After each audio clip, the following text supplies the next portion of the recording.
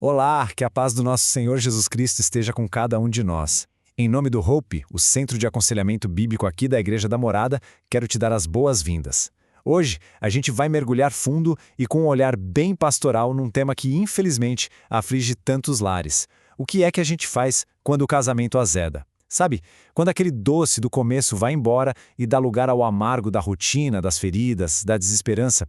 Muita gente chega num ponto em que acredita que o amor simplesmente acabou e com ele qualquer chance de ser feliz a dois. O nosso guia nessa jornada de redescoberta vai ser o pensamento robusto e pastoral de Jay Adams. Ele, em sua obra, nos desafia a olhar para muito além dos nossos sentimentos e a encontrar uma esperança que é sólida, uma esperança fundamentada unicamente na suficiência e no poder da palavra de Deus. O nosso objetivo aqui é bem claro: mostrar que mesmo nos desertos mais secos da vida de um casal, Deus plantou um manancial de esperança, e Ele nos chama para caminhar em obediência para encontrar essa fonte. Essa pergunta, hein? Ela ecoa no silêncio de tantos quartos, na distância de tantos casais que sentam à mesa de jantar e mal se olham. É a pergunta que nasce daquela dor de perceber que a conexão emocional, aquela chama que um dia parecia que nunca ia se apagar, agora parece só uma fumaça fria. O casamento que foi idealizado para ser um banquete de alegria virou uma refeição amarga, difícil de engolir. E aí vem as tentativas de adoçar a relação, né? Viagens, presentes, novas atividades. Mas muitas vezes isso é só um paliativo, não trata a raiz do problema. E a conclusão para muitos é a mesma: não tem mais amor aqui. E esse é um lugar de muito isolamento, de muito sofrimento, onde o divórcio parece não só uma opção, mas a única saída lógica para acabar com a dor. Mas é justamente nesse vale de ossos secos, nesse ponto de desespero total, que a palavra de Deus se apresenta. E ela não vem para assinar um atestado de óbito, não.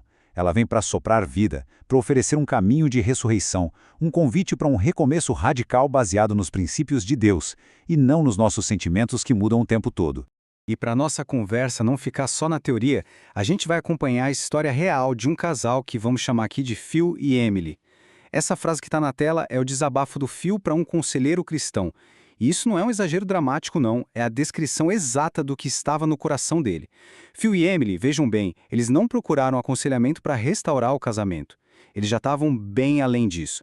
Eles foram atrás do conselheiro para conseguir uma espécie de selo de aprovação, uma permissão bíblica para o divórcio. Na cabeça deles, o caso já estava encerrado.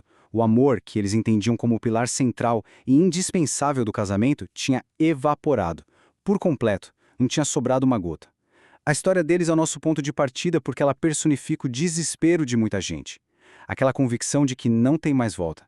Eles representam todos aqueles que olham para o tanque das suas emoções e encontram esse tanque completamente vazio e, por isso, declaram a falência da relação. Então, para guiar o Phil, a Emily e a nós mesmos para fora desse beco sem saída, a gente precisa de um mapa confiável. E a palavra de Deus é esse mapa. A nossa jornada hoje vai seguir 5 passos fundamentais. 5 marcos que vão nos levar da terra da desesperança para o território da esperança bíblica. Primeiro, vamos redefinir radicalmente o que é o amor, desafiando essa noção de que ele é só um sentimento. Segundo, vamos explorar a profundidade do amor com um mandamento de Deus. Terceiro, a gente vai descobrir que a principal expressão do amor bíblico é a ação de doar.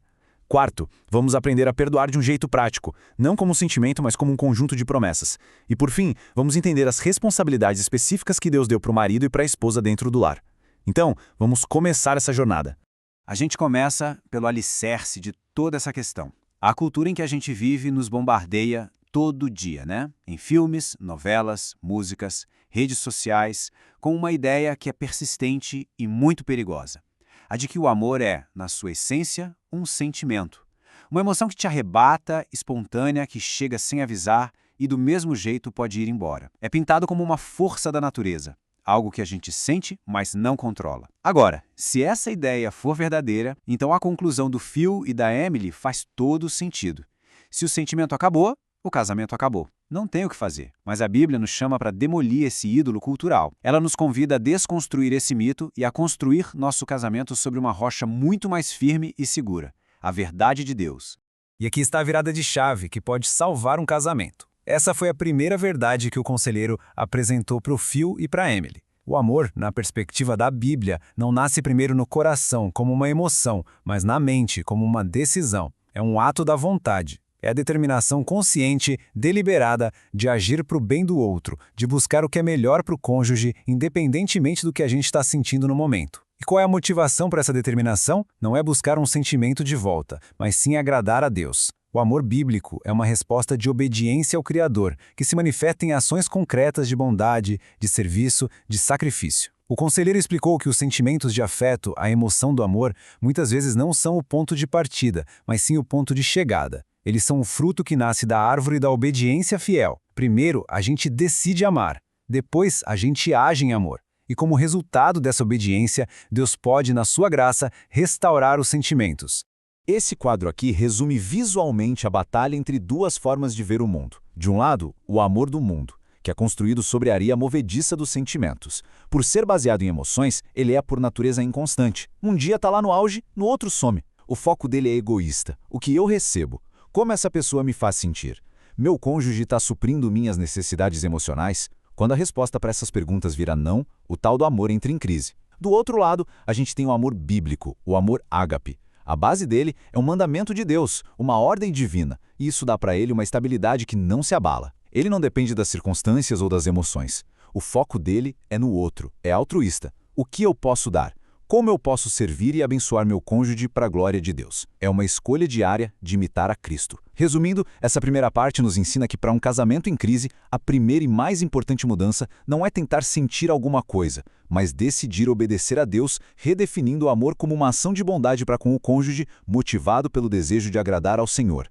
A partir dessa nova definição, a gente avança para o nosso segundo ponto, que solidifica ainda mais essa verdade. A prova mais clara de que o amor não é, em primeiro lugar, um sentimento, está no fato de que Deus, na sua palavra, ordena que a gente ame, repetidamente. Essa é uma verdade simples, mas que tem implicações gigantescas para um casal como o Phil e a Emily. Pensa bem.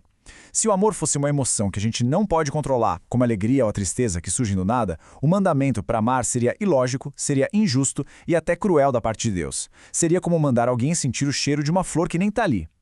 Mas Deus é perfeitamente justo e sábio e Ele nos ordena a amar.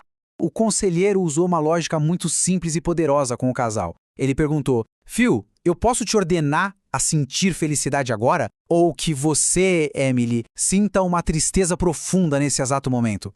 A resposta óbvia é não. Sentimentos não são interruptores que a gente liga e desliga quando quer. Eles são, em grande parte, reações. No entanto, a Bíblia está cheia de ordens diretas para amar. Lá em Deuteronômio 6,5, Deus ordena: amarás, pois, o Senhor teu Deus de todo o teu coração. Em Mateus 22, Jesus reafirma esse como o maior mandamento e ainda adiciona o segundo: amarás o teu próximo como a ti mesmo. Ora, se Deus nos ordena a amar, é porque o amor, na sua essência bíblica, é algo que a gente faz. É uma série de ações, de atitudes e de escolhas que estão sob o controle da nossa vontade. Uma vontade que é capacitada pelo Espírito Santo. E aqui a gente chega no mandamento específico para o contexto do casamento direcionado ao marido. A ordem de Paulo, inspirada pelo Espírito Santo, não é maridos sintam um amor romântico por suas esposas. Não. A ordem é um verbo de ação, no imperativo, amai. A instrução é direta e o padrão que ele coloca é o mais alto possível, o amor sacrificial, iniciador e incondicional de Cristo pela sua igreja. Isso muda tudo, percebe? Para o Phil, a falta de sentimento deixou de ser uma desculpa para o divórcio e se tornou o cenário exato onde a obediência ao mandamento de Deus precisava começar.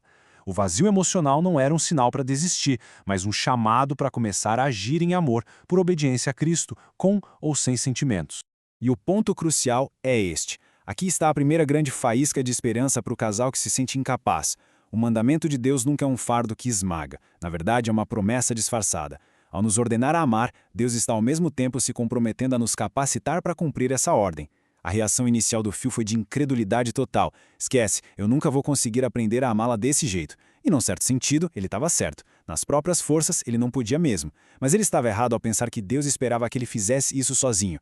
O mesmo poder que ressuscitou Cristo dos mortos habita no crente, diz Paulo em Efésios 1. Portanto, o poder para amar como Cristo amou não vem da nossa reserva de força de vontade, mas do poder sobrenatural do Espírito Santo que opera em nós. A nossa parte é estar disposto a obedecer. A parte de Deus é fornecer o poder para isso. E com essa verdade, a gente conclui nosso segundo ponto. O amor é o mandamento, e todo mandamento de Deus vem com a promessa de que Ele nos capacita, basta a gente se dispor a obedecer. Ok, Agora que a gente já estabeleceu que o amor é uma decisão de obedecer ao mandamento de Deus, a pergunta que surge é: tá, mas como é esse amor na prática? O que eu tenho que fazer? A nossa terceira sessão responde a isso, revelando que a principal manifestação, a dinâmica central do amor bíblico, é a ação de doar. O amor do mundo, aquele baseado em sentimentos, é fundamentalmente egoísta. A preocupação dele é receber, adquirir, ser satisfeito. Já o amor bíblico opera na lógica inversa, a lógica do reino de Deus. Ele é focado no outro. A pergunta muda de o que eu estou recebendo desse relacionamento para o que eu posso dar ao meu cônjuge para a glória de Deus. É uma inversão completa de perspectiva, do consumo para a contribuição. O nosso modelo máximo de amor é o próprio Deus Pai. E como é que a Bíblia descreve a demonstração suprema do seu amor pela gente? O texto não diz que Deus sentiu um amor tão grande, mas que ele amou de tal maneira que deu. A prova, a evidência, a materialização do amor dele não foi uma emoção interna, mas um ato externo, sacrificial e que custou muito caro.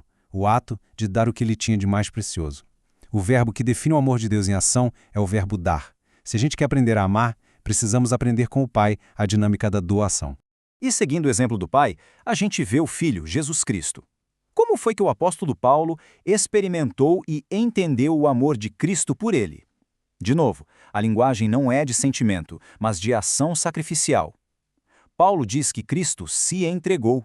É a mesma ideia de doação levada ao extremo do autossacrifício. O amor de Cristo não foi uma afeição distante, foi um movimento ativo na nossa direção, que culminou na entrega da sua própria vida na cruz. Amar como Cristo é, portanto, aprender a se entregar pelo bem do outro.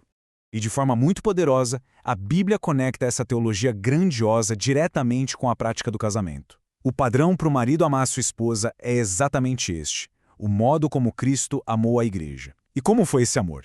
Cristo se entregou por ela. Em cada um desses pilares da fé cristã, o amor é definido e demonstrado pelo ato de dar. A lição para o Phil e a Emily e para todos nós é clara. O caminho para reconstruir o amor não é tentar gerar um sentimento, mas começar a praticar atos de doação. É se perguntar, qual é a necessidade da minha esposa hoje que eu posso suprir? Como eu posso servir ao meu marido? É nesse terreno da doação que os sentimentos podem voltar a florescer.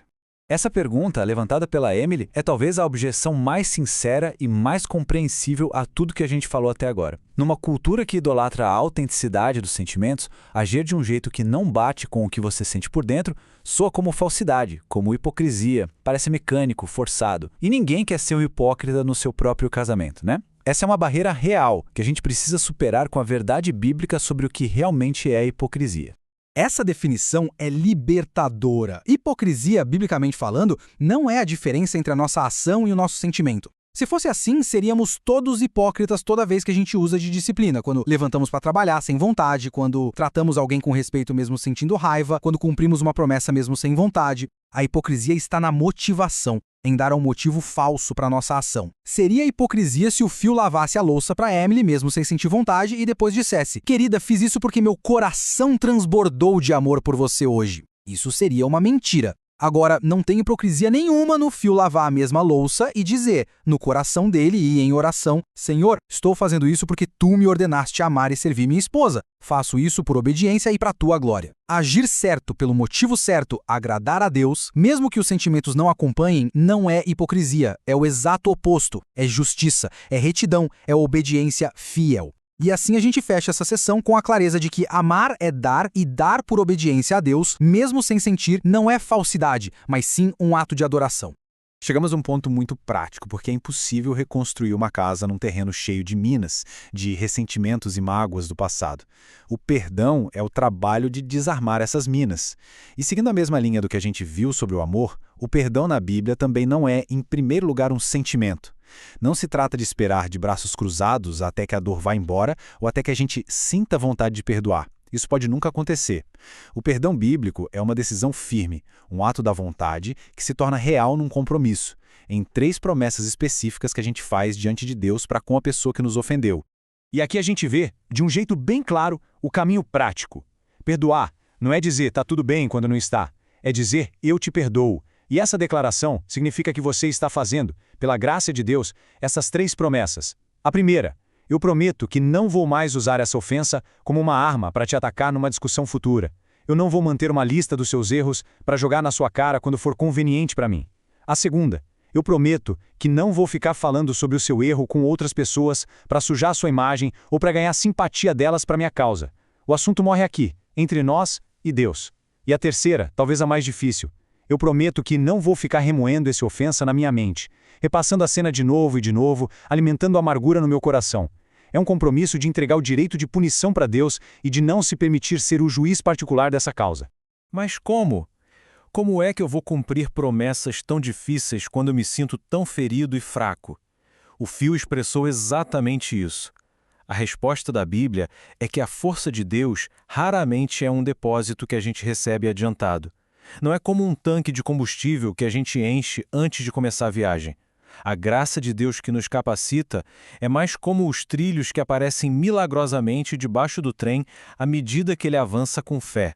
A força vem no ato da obediência, não enquanto a gente espera sentado para se sentir forte o suficiente para começar. Quando os discípulos disseram para Jesus, lá em Lucas 17, aumenta a nossa fé para poderem perdoar, Jesus não deu uma injeção de fé neles. Ele disse que uma fé do tamanho de um grão de mostarda, quando colocada em ação, já é suficiente para mover montanhas. A fé dá o primeiro passo, mesmo que seja um passo meio bambo, e o poder de Deus sustenta no caminho. E assim concluímos este ponto. O perdão é um ato de obediência que se expressa em 3 promessas e a força para cumpri-las é recebida quando, pela fé, a gente dá o primeiro passo.